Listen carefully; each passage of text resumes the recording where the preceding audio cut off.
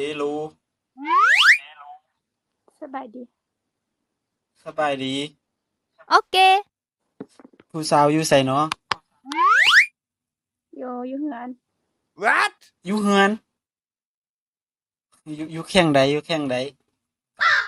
นครหลวงอยู่นครหลวงว่ะคือเป็นตาฮักแท้มีแฟนแล้วบ่ ใจอยู่ไสโอ้มี บ่มีโอ้อ้ายก็บ่มีแบบนี้มันแสดงว่า เด็กน้องล่ะแบบมันแสดงว่าเฮา2คนมันบ่มีไผเอา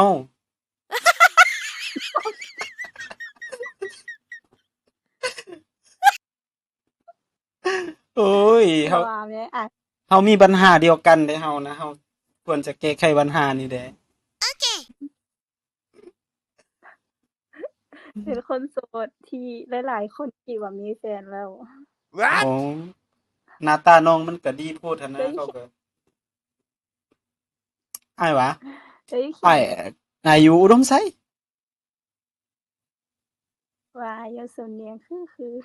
แท้วะอยากมาเป็นไผอุดมไสบ่อยากเลิกโสดบ่ ทางเขาจักปีละ เจ้าคิดว่าเฮาจักปี ประมาณ21หรือ22 Yes. บ่ 23อ้าย25แล้ว What? จะจักปีละ เออ 18 19 7 17 7 17ว่ะน่าฮักแท้ แม่นแล้ว ถ้าอีกปีหนึงเด้อ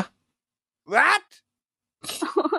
ถ้าน้องบรรลุนิติภาวะก่อนอายันติดคุก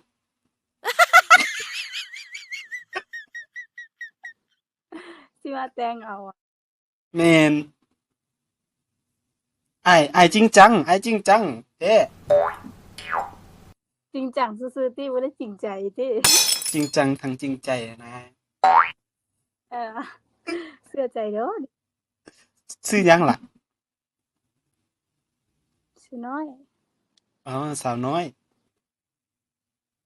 อ้ายเด้ น่าฮักอีหลีอ้ายชื่อลี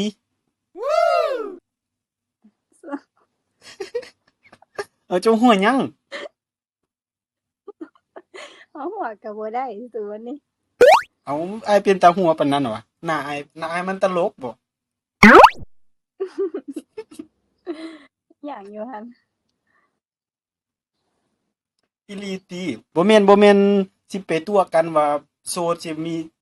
อ้ายมาทักมาจีบแล้วมีผัวมาตอบกกมาลัดตีอ้ายบ่ได้เด้ บ่มีระดับนี้บ่เคยมีประวัติ โอเค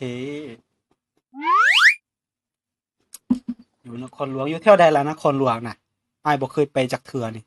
What? ลองมาลิ้นตัว มาหาน้องได้บ่ Nice. โอเค เคยมาบุญลินบ่อุดมไสน่ะ บ่เคย บ่เคยวะมื้อหน้ามาลินมาหามาแวะอุดมไสได้คนอุดมไสนี่ฮักเดียวใจเดียว What? ตัวเก่งคืออยู่ บ่คนอุดมไสบ่เคยตัวไผ Ok. ว่า แม่นเจ้าควรสิลอง บ่เคยลงไทยอุดมไส ลอง อ้ายเนาะแต่ละ สิไปไส หาก็เข้าแอป What? ก็เข้ามาแอปนี่เลย สิไปไสมีเฟซบ่มีเฟซบ่ มี แจก